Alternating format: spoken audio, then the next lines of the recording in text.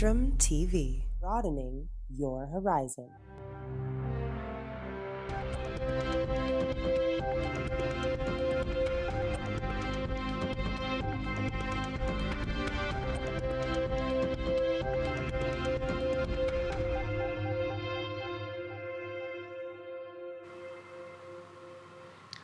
Hello and welcome to Spectrum News at 2. I am Beto O'Brien coming to you live from the beautiful hills of Ibiakuruan. Let's take a look at the headlines. Federal government maintains stance on no Omicron case in Nigeria yet. ABUJA court shifts judgment in suit seeking SOLUDO's disqualification. WHO calls for treaty against resurgent pandemic. Details of these stories and more in a moment.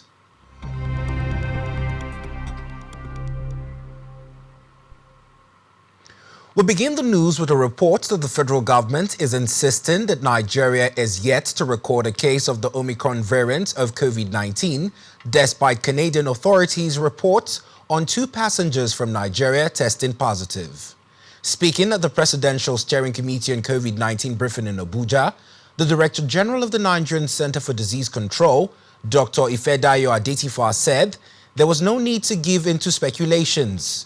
Adetifa, however, said there could be new developments as the country had a pipeline of samples in process. On his part, the Minister of Health, Osage Henere, said authorities were adopting a watchful waiting posture.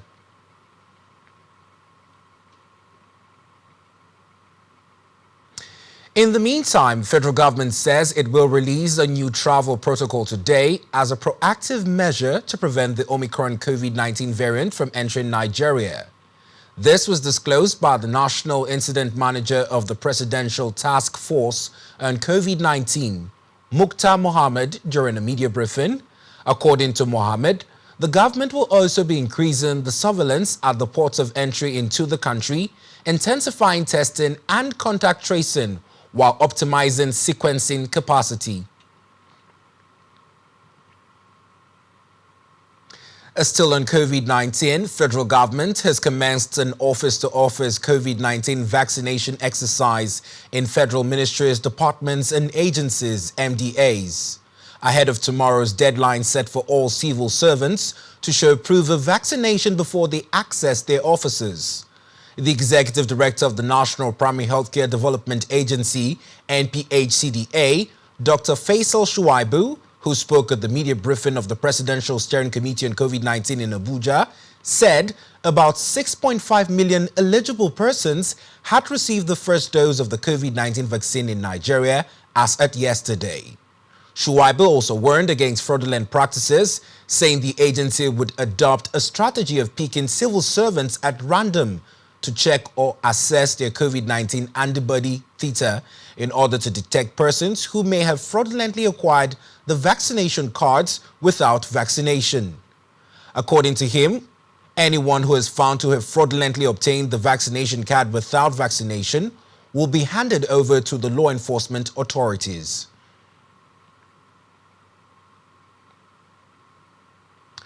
On court matters, judgment in a suit seeking disqualification of the governor-elect and deputy governor-elect of Anambra State in the November 6 governorship election, Charles Soludo and Onyeka Ibeziem, has been allegedly shifted by 24 hours.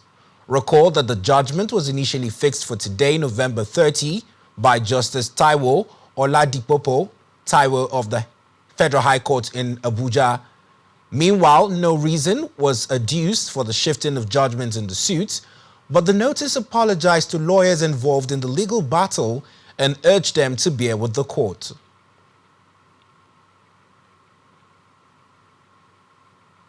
Away from that, federal government has said it will carry out a health audit of the Ogoni people in Rivers State to ascertain the effects of the exposure to hydrocarbon on them.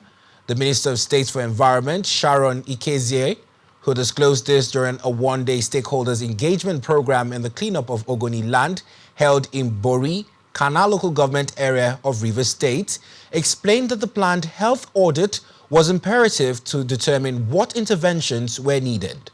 She assured that the Ministry of Environment will engage the people of Ogoni and their communities, while also appealing for collaboration with all stakeholders to ensure the cleanup was a success. According to her, Ogoni youths would be engaged in environmental surveillance to protect oil-impacted sites being cleaned up by the hydrocarbon pollution remediation projects in the area.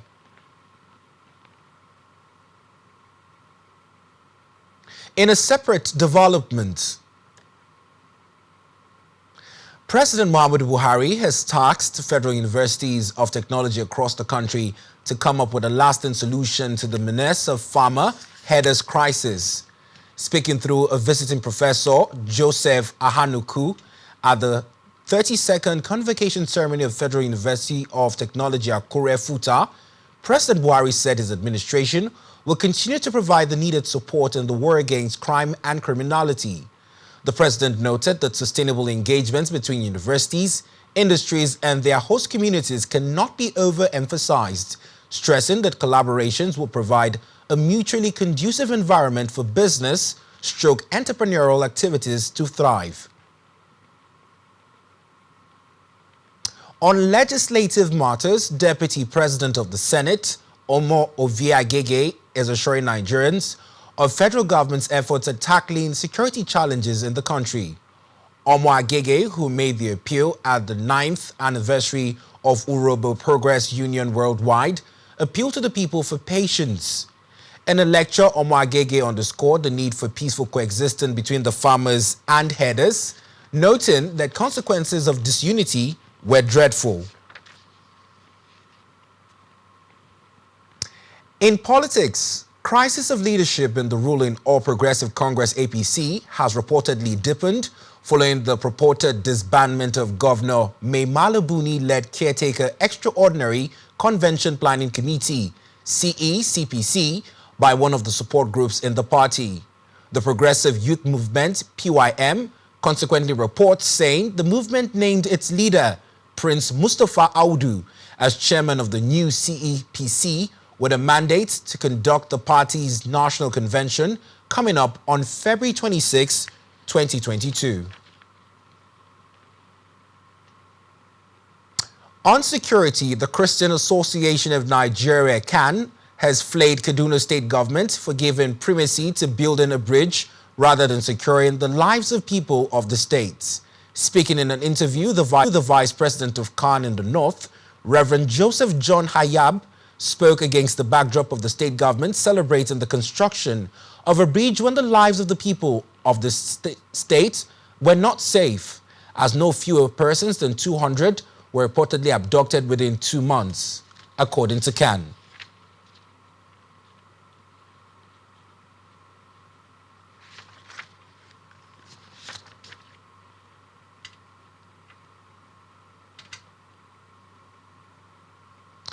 In another development, in a bid to ensure the development and growth of Nigerian mines and steel sector, the office of the former ruler of Abu Dhabi, United Arab Emirates, UAE, Hamdan bin Khalifa, has pledged a sum of $2 billion to Nigeria. The Minister of State Mines and Steels Development, Uchechukwu Samson Oga, made the disclosure when he delivered an address at the Dhabi World Expo 2021 with the theme, Investment in the Nigerian Gold Sector, Opportunities in the Gold Value Chain, held in Abu Dhabi. According to Oga, the Executive Director, Royal Office of Sheikh Hamdan bin Khalifa and Global Peace Ambassador, United Nations, Zulfikar Gadiyali, hinted that donations were further to cement a very close trade and bilateral relationship that exists between the two countries. On financial crime, operatives of Lagos Command EFCC have arrested 60 suspected internet fraudsters during an awards ceremony at Conference Hotel in Abeokuta, Ogun State. Spokesperson for EFCC, Wilson Wajuren, who disclosed this in a statement issued in Abuja, said the suspects were arrested at an event tagged Peer Youth Awards, adding that investigations later revealed that the event was organized to reward high-level internet fraudsters. He, however, listed the items recovered from the suspects at the point of arrest to include exotic cars, electronic devices, laptop computers, and mobile phones. According to the EFCC spokesman, the suspects will soon be charged to court. In Cross River State, Governor Ben AYADE has suspended the 2021 annual Carnival CALABAR due to the insecurity and outbreak of OMICRON variant of coronavirus. Deputy Chief Press Secretary to the Governor, Linus Obogo, made this known in an interview with newsmen in Calabar. Obogo said the decision was to suspend the annual festival was unanimously reached at a meeting with the governor, the State Executive Council members, and stakeholders of the carnival. Back here, Akwa Ibom State Government is set to liaise with PHEDC for improved power situation through the Yuletide. This decision with the distribution company was reached with the Akwa Ibom State Government recently. Briefing correspondents at the end of the council meeting, State Commissioner for Information and Strategy Ini Ememobong said the state government has restored power supply to the correctional center in Uyo, the state capital. The parts of the resolution of the State Executive Council meeting presided over by the State Governor Udomi Manuel at Government House Uyo, as delivered by the Commissioner, said the EXCO meeting also reviewed projects undertaken by the Interministerial Direct Labor Coordinating Committee with a view to identify the gaps for further intervention.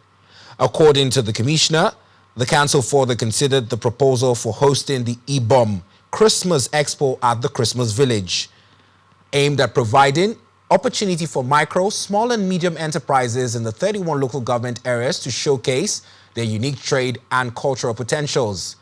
Ememobong also disclosed that Governor Emmanuel further called for support and prayers of Nigerians of the country to surmount the economic challenges facing the nation. In Africa, Rwanda's health ministry has announced that it will today start giving third doses of COVID-19 booster jabs to the elderly and those who have underlying conditions. The ministry says the implementation will be done in phases and will begin in the capital, Kigali. Rwanda's Minister of State in charge of primary health care says third doses will be given to those who are over the age of 50, while those between 30 and 50 will get only the extra shot if they have an underlying condition. Reports say out of about a population of 13 million people, more than 3 million Rwandans have been fully, as Queen Elizabeth's royal standard was lowered and the new Barbados declared, and a similar proposals in other British colonies. With the development, the country has severed its last remaining colonial bonds nearly 400 years after the first English ships arrived at the Caribbean island. On our business news, the Central Bank of Nigeria, CBN, says it has deployed electronic forms A for invisible transactions. The E is meant to replace its hard copy starting today. The Apex Bank also noted that customers will pay a charge of 5,000 naira as fee for declaration of E-Form A.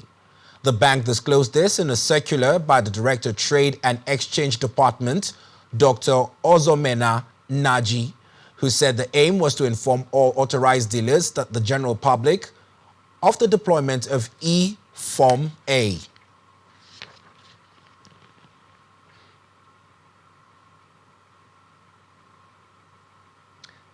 Still to come on the news, Messi, Lewandowski, Pedri and others claim prizes at the 2021 Ballon d'Or ceremony. Stay with us.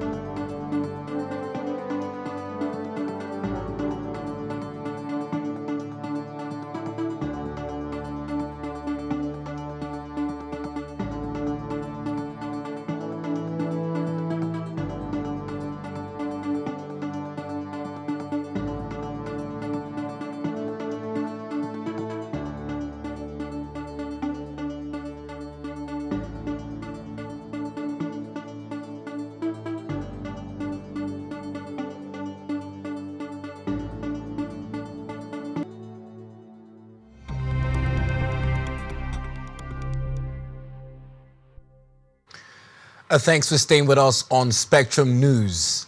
In business, the African Development Bank has postponed the 2021 African Investment Forum due to the recent outbreak of the OMICRON variant of COVID-19 virus. In a statement on its website, the bank noted that the event, which was scheduled to take place from December 1 to 3 and hosted by Ivory Coast government in Abidjan, has been postponed until further notice. The AFDB president, Akinwumi Adesina, noted that the forum presented the opportunity for countries and investors seeking business opportunities. Adesina, however, stated that the health and safety of attendees was of utmost importance. In health, South Africa's health minister, Joe Fa'ala, says there is absolutely no need to panic over the new coronavirus variant, Omicron, despite a surge in cases. Fa'ala, who stated this in a press briefing, assured the people that the country will surmount the health challenges, adding that they are now more than 20 months experienced in terms of COVID-19, various variants and waves, condemned the travel bans imposed on the country, saying they should be lifted immediately. Meanwhile, 21 more persons have contracted COVID-19 in Nigeria in the last 24 hours, rising the country's new total to 214,113. Making up the fresh infections are 6 cases in Lagos, 5 in Cross River, 5 in Rivers, 3 in Abia, 1 each in Bauchi and Kaduna states. 207,292 persons have so far been discharged, while 2,976 others have died from the virus. On the foreign scene, the World Health Organization (WHO) is asking countries across the world to study the wreckage of COVID-19 and strike a pandemic preparedness treaty to prevent a reoccurrence. The WHO director, H.O.S. warned that other disastrous pandemics were bound to happen unless countries showed the resolve to strengthen global differences. He said scientists around the world were working to discover if the new variant is associated with higher transmission risk of a reinfection and how it reacts to vaccines.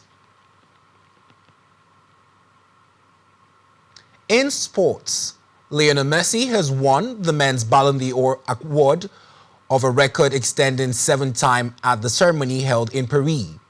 The 34-year-old Argentine defeated prolific Bayern Munich striker Robert Lewandowski and other players including Cristiano Ronaldo, who came 6th on the 30-man strong shortlist for the men's award.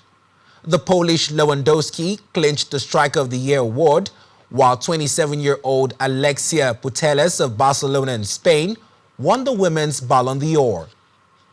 19-year-old Spanish starlet Pedri won the Copper Trophy for the best player aged under 21, while Italy's Gianluigi Donnarumma was named the best goalkeeper.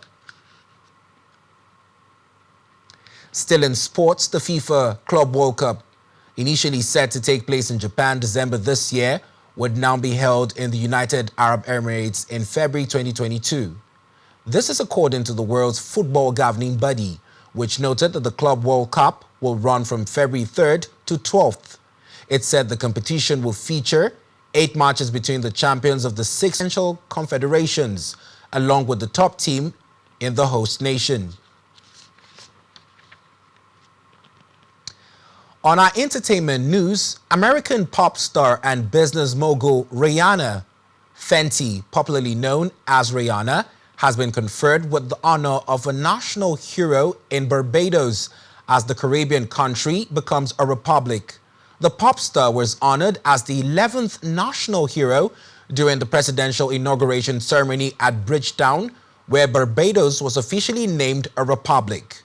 Barbadian Prime Minister Maya Montelli, in a speech, highlighted the singer's achievement, saying the pop star has commanded the imagination of the world through the pursuit of excellence, creativity, discipline, and extraordinary commitment to